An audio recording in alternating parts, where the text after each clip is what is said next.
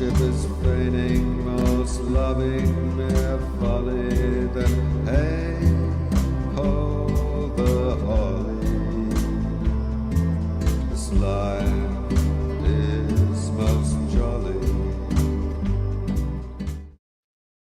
Hello, everybody, and welcome back to the Wheel of Shakespeare Challenge. We're starting our first round for the month of May. I'm sorry, for the month of April. Sorry about that. We'll, it's myself, Sheila, John, and Maggie to do. Maybe some people will show up late to do randomly chosen Shakespeare monologues and scenes for you guys that will be randomly chosen by the wheel based on the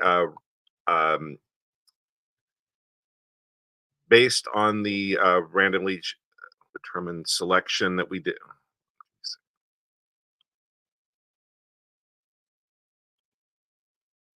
Sorry. Okay, there we go.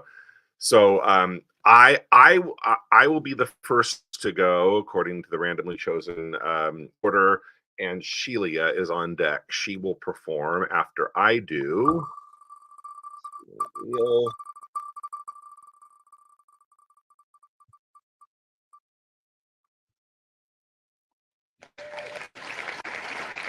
Guys, and then the epilogue, if you like it.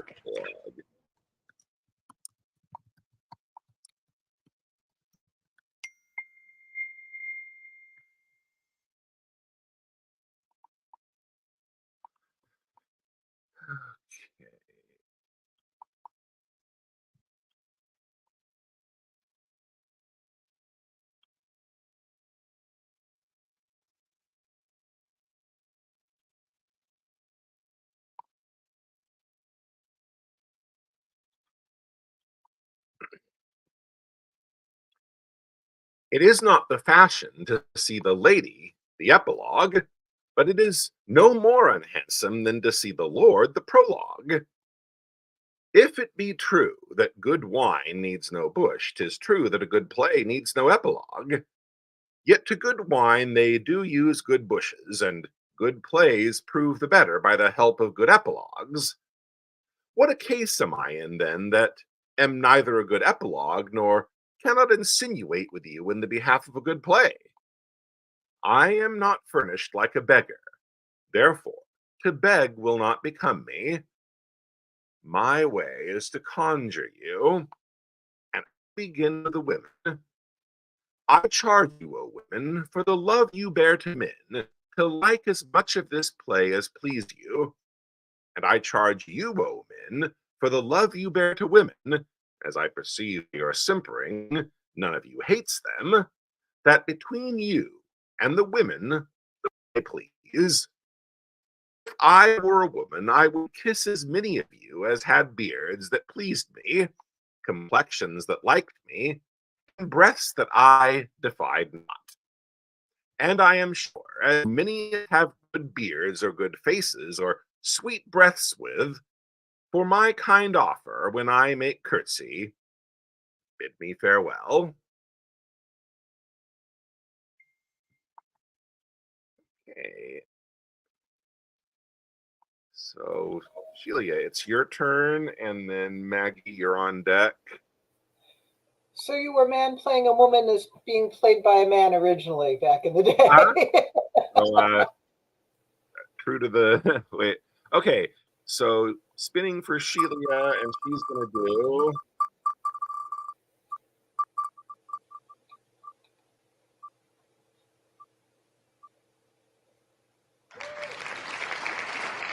Valentine, why not death? This is Act 3, Scene 1, just after the Duke has banished him.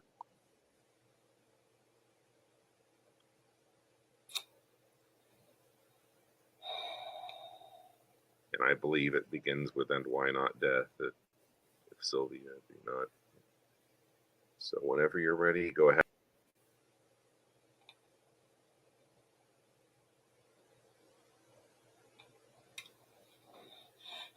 And why not death rather than living torment?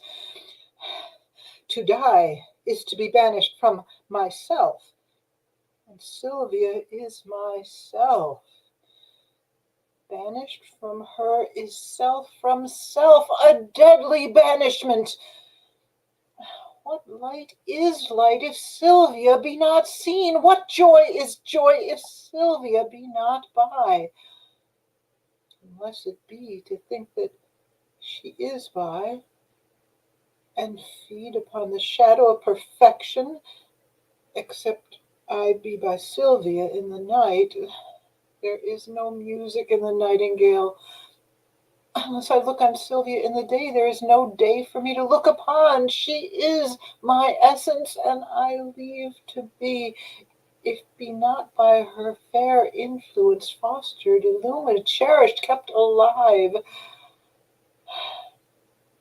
I fly not death, to fly his deadly doom.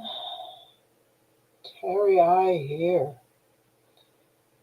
I but attend on death. But fly I hence, I fly away from life.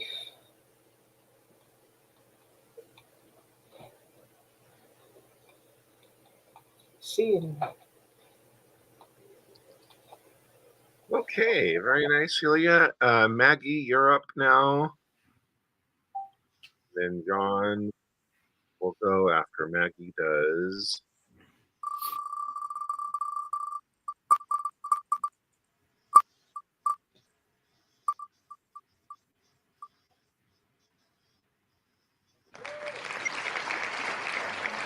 Yeah, my very rose letter discovery. This is Act 2, Scene 5. I believe this is part where there will be some comments from the other people who are watching, making fun of him, and yeah, I know the scene. I'm just trying to let's see here. I just lost. It's 12th night. Okay, there we go. 12th night, Act 2, Scene 5. Opening the text. Scene 5. Olivia's garden. Yes. Okay. I'm scrolling down. He's on his own, but some people are listening. So some of it, I'm going to blend some of it together, if that's okay. Yeah, that's why I was encouraging. Oh no, I found it. I found it. Actually, there's no interruption. So I'm just going to do that. Okay. Yeah, go ahead. I got it. Okay. MOAI. This simulation is not as the former, and yet to crush this a little, it would bow to me, for every one of these letters are in my name. Soft. Here follows prose. If this fall into thy hand, revolve. In my stars I am above thee, but be not afraid of greatness. Some are born great, some achieve greatness, and some have greatness thrust upon them. Thy fates open their hands. Let thy blood and spirit embrace them, and to inure thyself to what thou art like to be, cast thy humble sloth and appear fresh. Be opposite with a kinsman, surly with servants. Let thy tongue tang arguments of state. Put thyself into the trick of singularity. She thus advises thee that sighs for thee. Remember who commended thy yellow stockings and wished to see thee ever cross-gartered. I say, remember. Go to. Thou art made if thou desirest to be so. If not, let me see thee a steward still, the fellow of servants, and not worthy to touch fortune's fingers. Farewell. She that would alter services with thee, the fortunate unhappy. Daylight and champagne discovers not more. This is open. I will be proud. I will read politic authors. I will baffle Sir Toby. I will wash off gross acquaintance. I will be point devise the very man. I do not now fool myself to let imagination jade me, for every reason excites to this. that my lady loves me. She did commend my yellow stockings of late. She did praise my leg being cross-gartered, and in this she manifests herself to my love, and with a kind of injunction drives me to these habits of her liking. I thank my stars, I am happy. Oh, I will be strange, stout, in yellow stockings and cross-gartered, even with the swiftness of putting on. Oh, Jove and my stars be praised. Oh, here is yet a postscript. Thou canst not choose but know who I am. If thou entertainest my love, let it appear in thy smiling. Thy smiles become thee well. Therefore, in my presence, still smile, my dear sweet, I pray thee. Jove, I thank thee, I will smile. I will do everything that thou wilt have me. Thank you. Okay, great. So while you were performing, both Bill and Henry joined us, so that's good. Um, it is still it's going to be let's see, it's yeah, John's turn. So John, then Bill, then Henry will go. Okay, so John is going to do.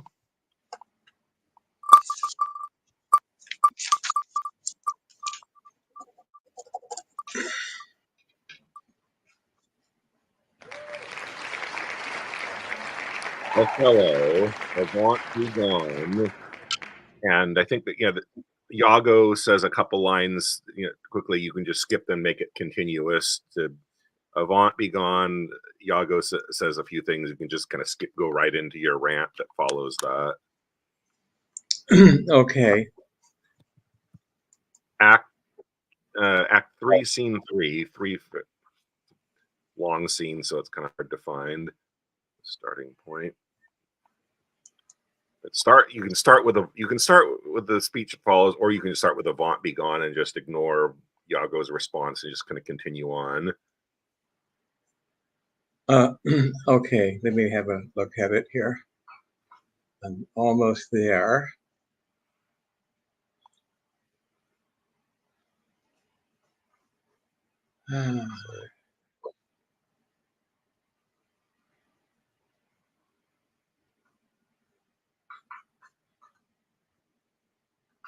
Is that the one that's a little earlier in the scene, or is that the one that's later? They have two. That's the one that's later. That's going to we're into the farewell, the tranquil mind, farewell, the plumed troop.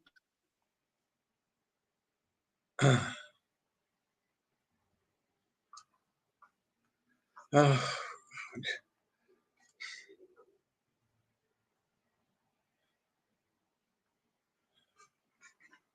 almost there here. Oh, I'm having a lot of trouble here. Would you like us to spin for Bill and then come give you some more time? You can come. We'll come back to you after Bill goes. Or do you have it now? I don't have it. Come back. I can't find it. I'll come back to you after Okay, Bill. thank you. Thank you. Okay. Bill, I'm glad you made it. So, Me too. and the wheel for you. So Bill's going to do, and then we'll come back to John and see if he's found his monologue before we spin for Henry.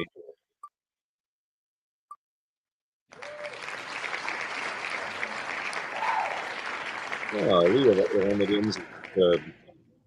the one that ends with how sharper than a serpent's tooth.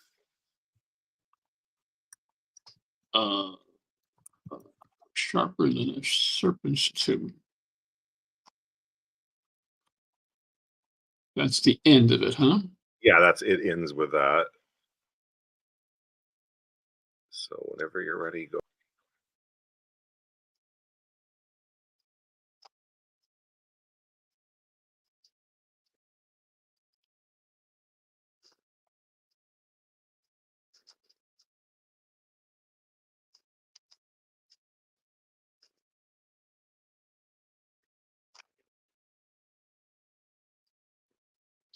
Oh, yeah. Okay.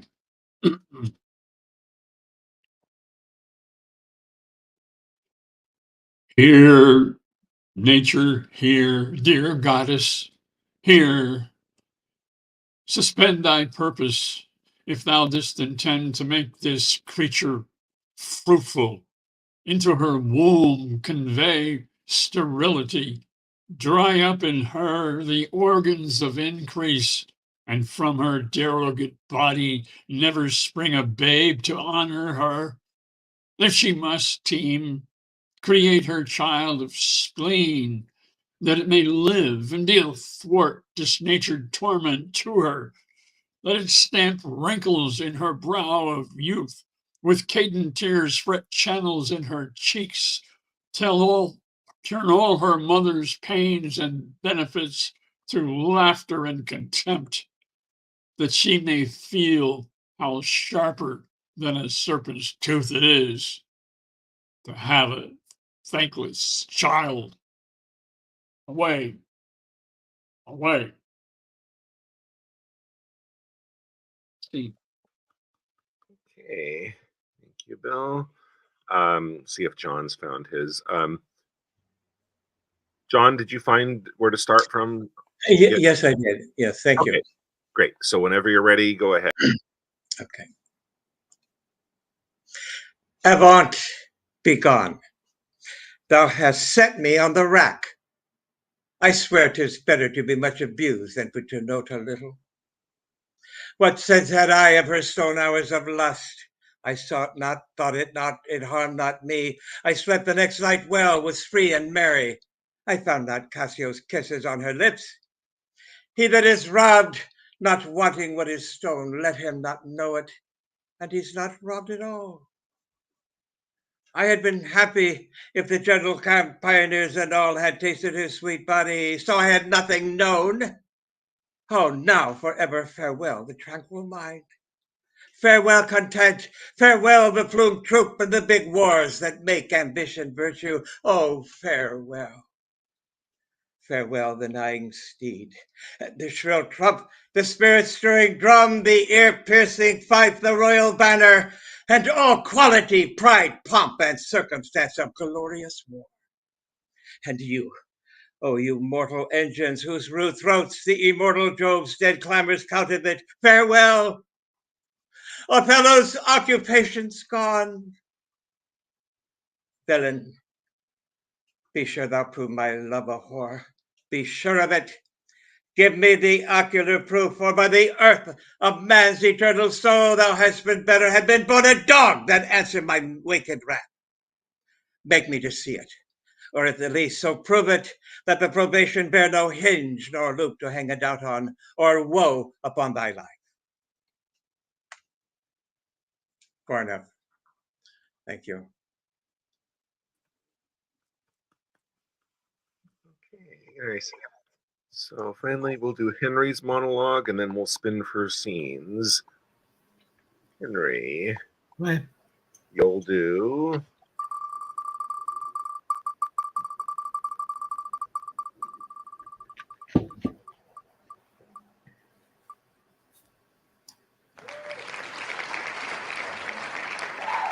Tempest of the Saloon. What angel shall bless this unworthy husband? All's well, 3-4.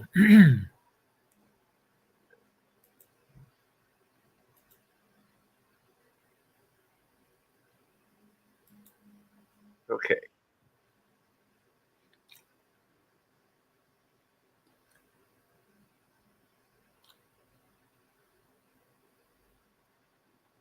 Could you just give me a line to remind me what's just been happening to the Countess? I think the husband she's referring to as her son, I think she's lamenting, the way he treated Helena, that where he's run off and said, you can make me marry her, but you're not going to make me sleep with her or act like I really am her husband. And Yes, she's basically lamenting because Helena's the one that she wanted for her son to begin with. 'What angel shall bless this unworthy husband? He cannot thrive unless her prayers, whom heaven delights to hear and loves to grant, reprieve him from the wrath of greatest justice. Write, write, Rinaldo, to this unworthy husband of his wife. Let every word weigh heavy of her worth, that he does weigh too light. My greatest grief, though little he do feel it, set down sharply. Dispatch the most convenient messenger. When haply he shall hear that she is gone, he will return, and hope I may that she, hearing so much, will speed her foot again, led hither by pure love. Which of them both is dearest to me? I have no skill in sense to make distinction. Provide this messenger. My heart is heavy and mine age is weak. Grief would have tears, and sorrow bids me speak. And see? Okay, great. So let's see what scenes the six of us are going to do now. Okay, so first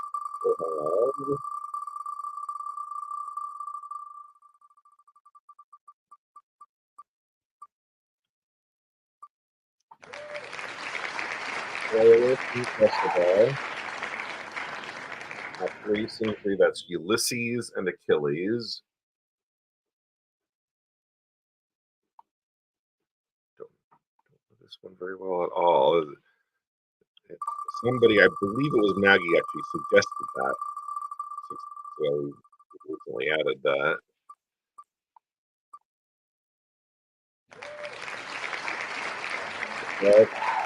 That's Lady Macbeth. This is the I have done the deed one.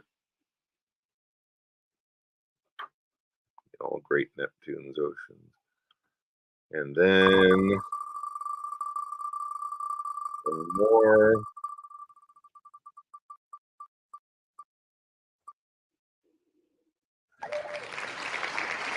Hal and Falstaff. Part 1, Act 1, Scene 2, Hal and Falstaff.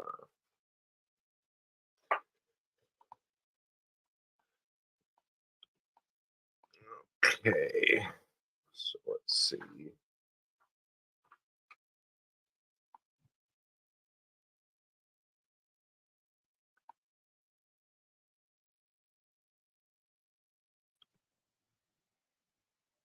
Okay, John, what would you like of those? Falstaff, please. John's going to be Falstaff. Maggie, what would you like? I'll be Ulysses. Maggie will be Ulysses.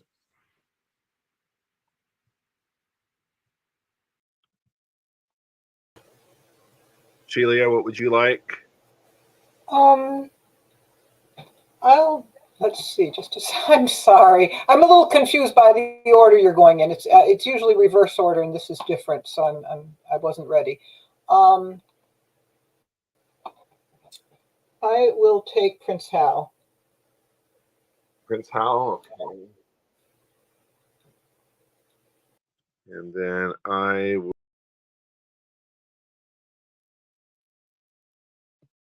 Let me see. I'll take Achilles. I'll do that with Maggie. So Macbeth and Lady Macbeth for Bill and Henry. Bill, you going to be Macbeth or Lady Macbeth? Macbeth, please. Okay, and so then Henry will be Lady Macbeth in that scene. So we'll start. Let's see. Start with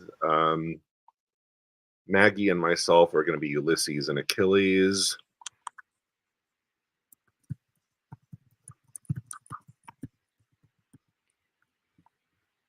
I think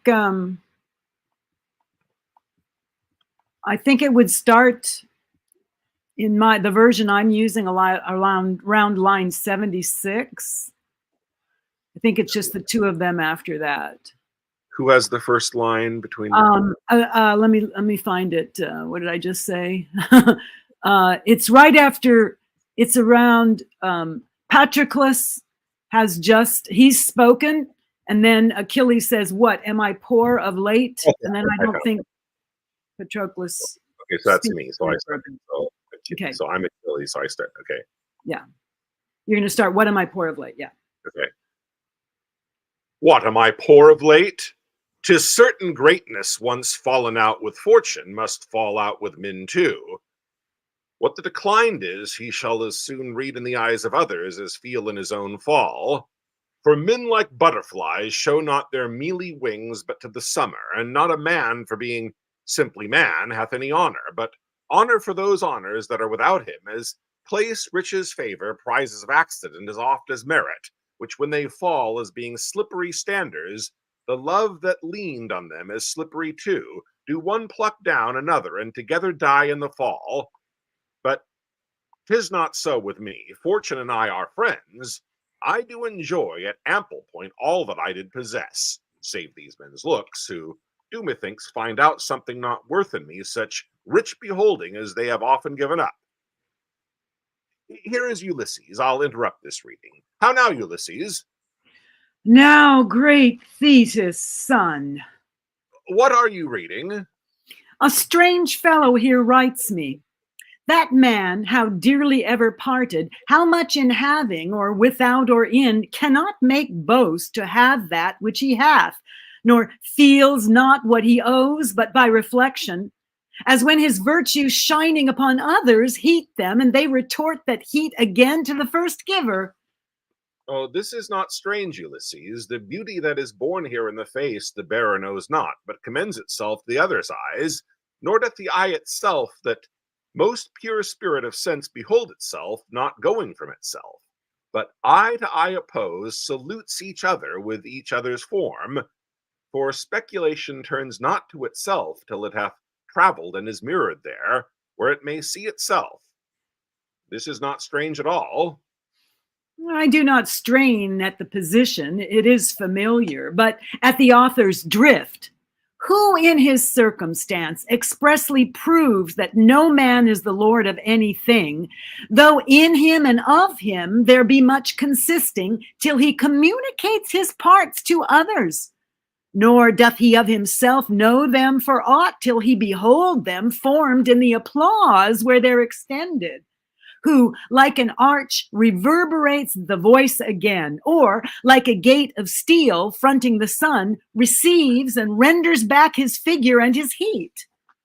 I was much wrapped in this, and apprehended here immediately the unknown Ajax. The voice, heavens, what a man is there, a very horse, that he knows not what. Nature, what things there are most abject in regard and dear in use? What things again most dear in the esteem and poor in worth? Now shall we see tomorrow, and act the very chance that doth throw upon him. Ajax, renowned. Oh, heavens, what some men do, while some men leave to do. How some men creep in skittish fortune's hall, while others play the idiots in her eyes. How one man eats into another's pride, while pride is fasting in his wantonness. To see these Grecian lords, why, even already they clap the lubber Ajax on the shoulder, as if his foot were on brave Hector's breast, great Troy shrieking. I do believe it, for they pass by me as misers do by beggars, neither gave to me good work nor look. What are my deeds forgot?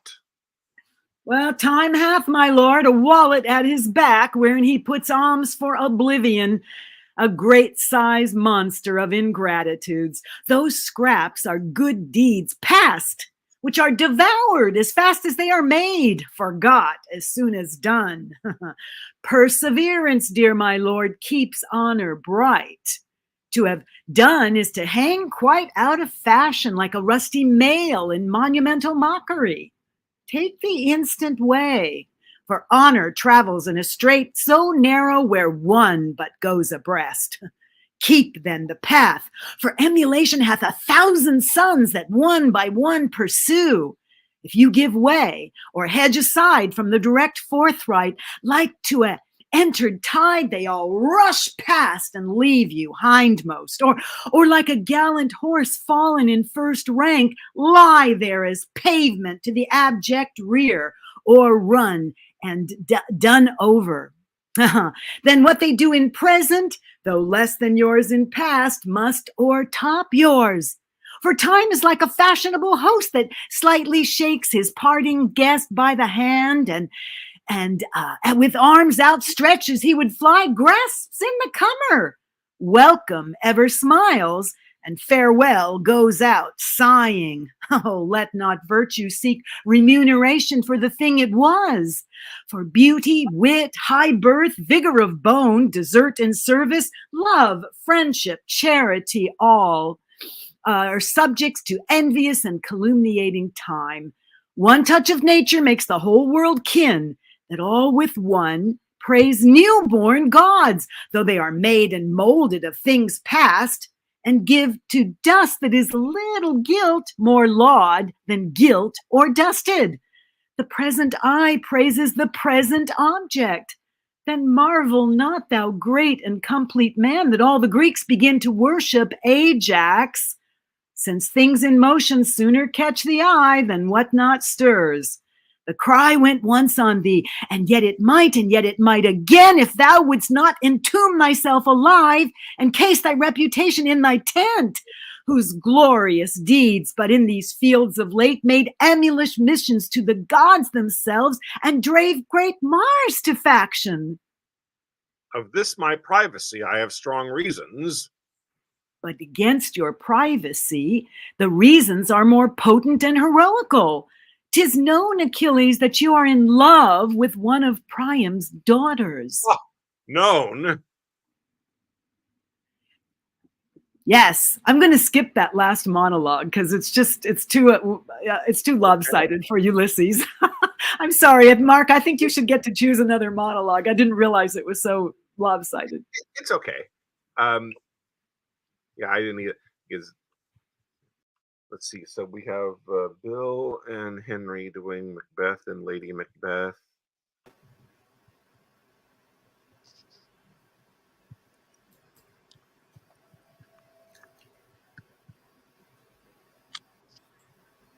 There's Bill, no. are you still with us? Is this, yeah. Oh, I can't see you. Is your camera off? I can hear you, but I can't see you. Don't see anything about my camera. Now I just turned my camera off and I turned it back on. Oh boy. How about I sign off and come back? Okay, we'll do the last scene. We'll come back to this one then.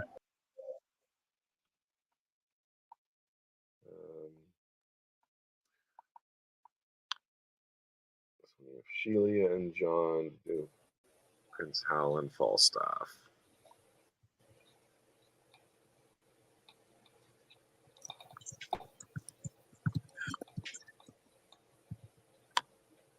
Okay, are you both ready to go with this one?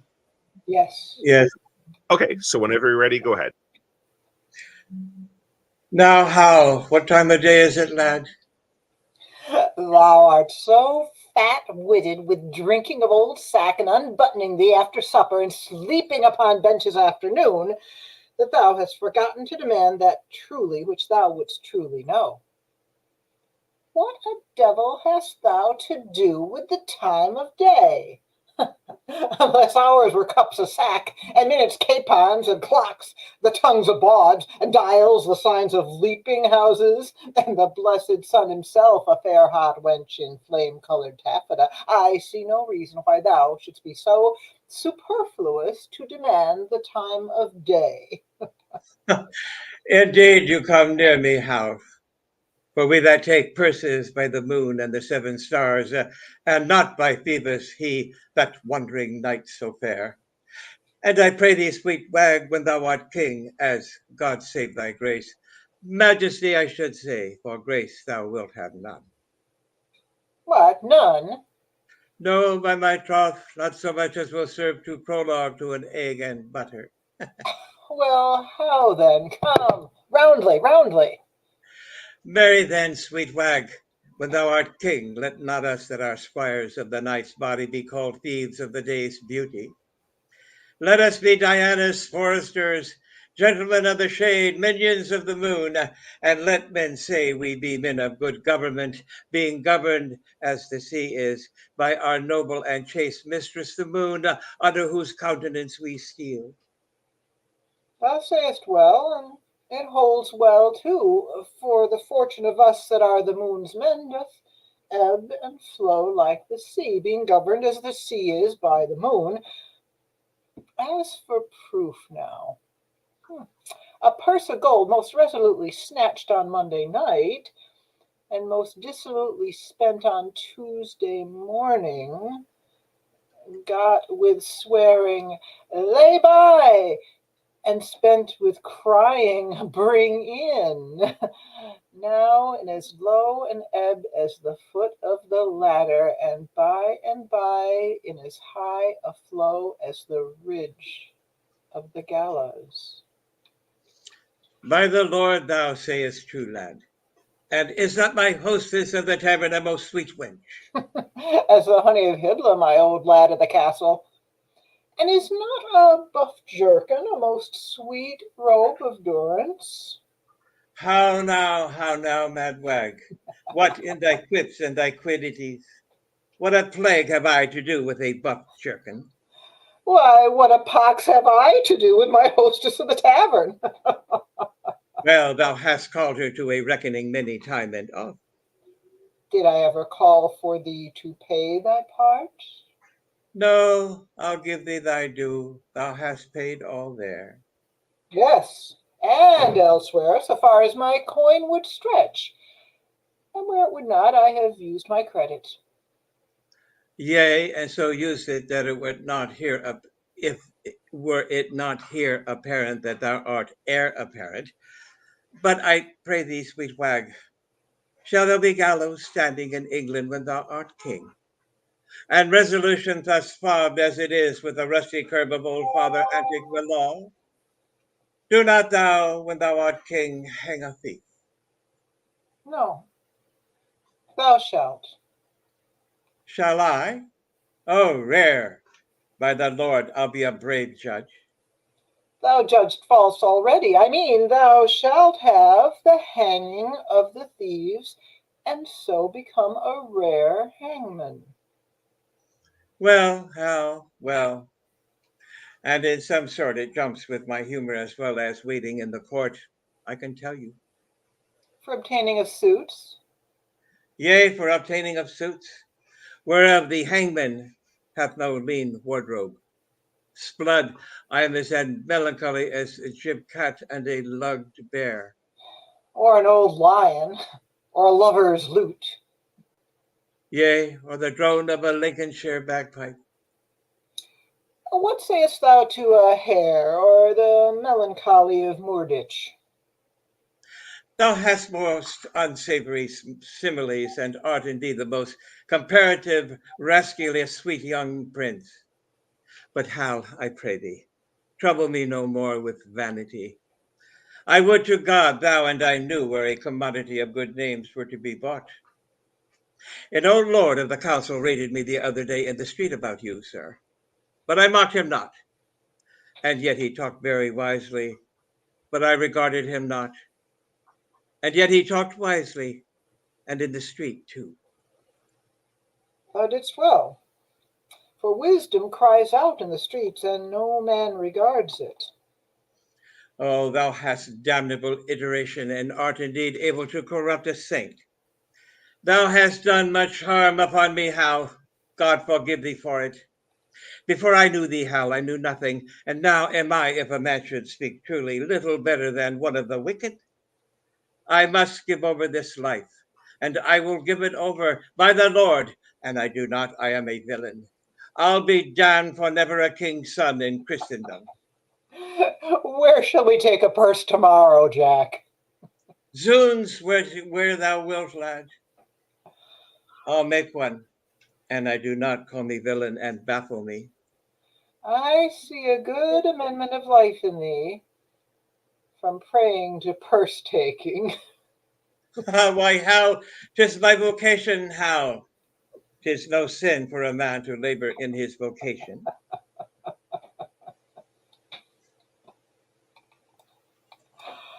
Oh, good for you, Falstaff.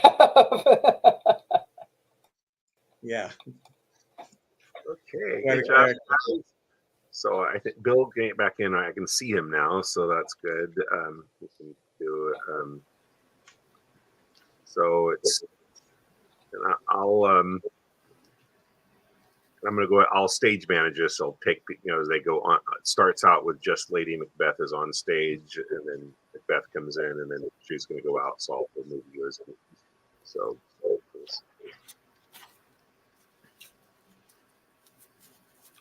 I'd just like to mention that I'm wearing this shirt today, not knowing I was going to do Lady Macbeth, but I wore this shirt for Gertrude in Hamlet in a live stream on Thursday. So Cool. I'm totally in the mood. Okay, perfect.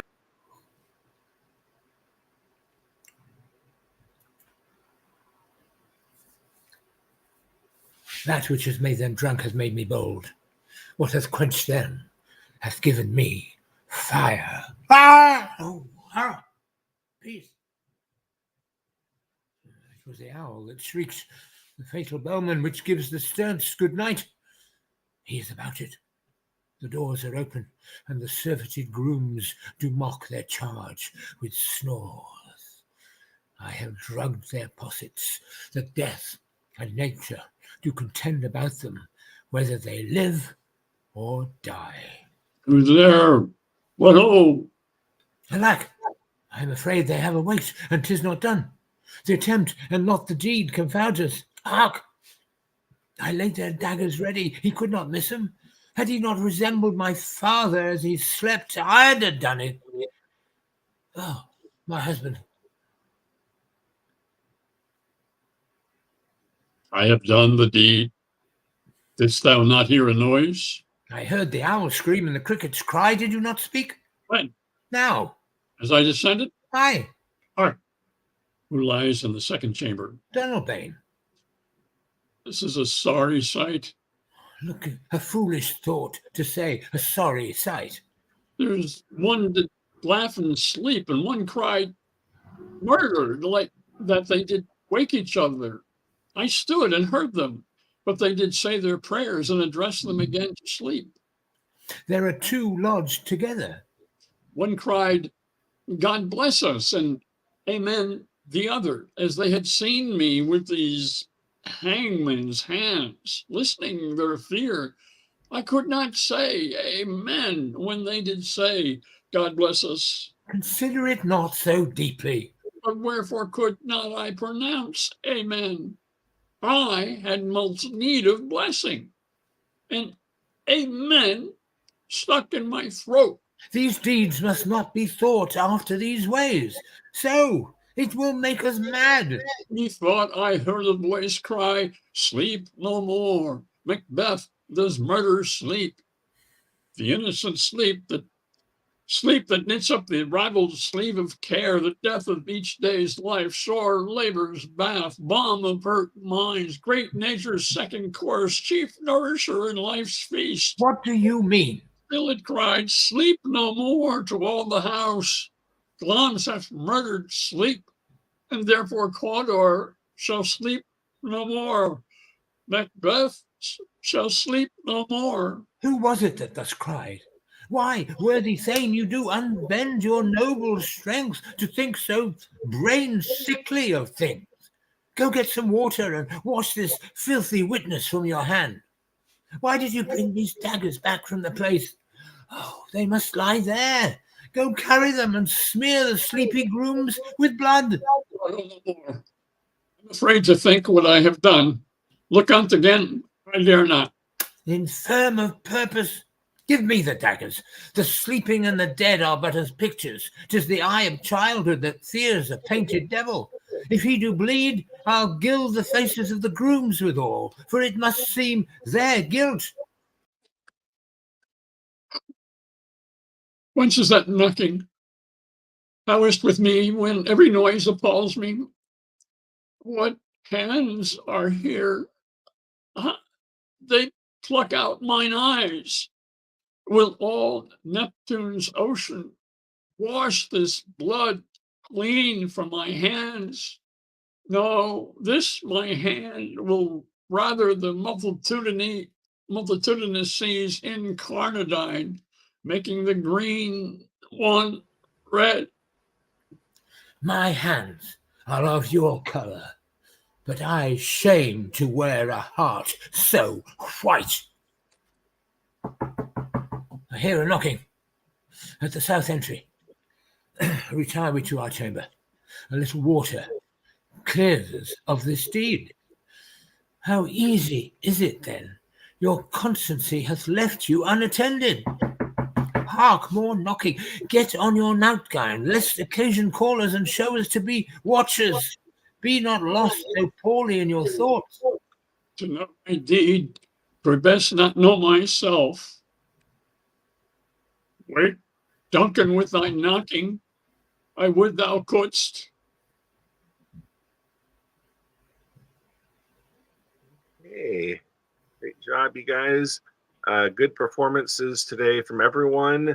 Glad we got to see you all perform, and look forward to the next round, same time next week, and every Saturday at on this channel at noon Pacific time. Look forward to seeing you guys next week for the Wheel of Shakespeare Challenge. Until then, take care, everybody. Bye now.